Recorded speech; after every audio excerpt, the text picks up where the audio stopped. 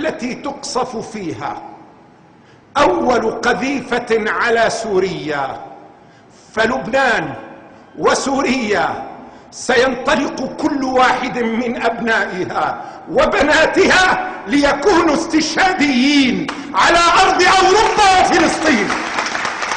وأقولها لكل أوروبا، أقولها لأمريكا، سنعد استشهاديين هم الآن عندكم. إن قصفتم سوريا أو قصفتم لبنان فبعد اليوم العين بالعين والسن بالسن والبادئ أظلم وأنتم من ظلمتمون.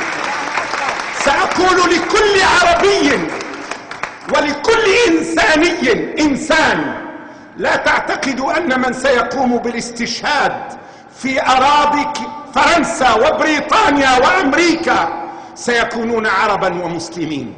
سيكونون جول جمال جديد، وسيكونون محمد درة الجديد، وسيكونون كل الصادقين الجدد.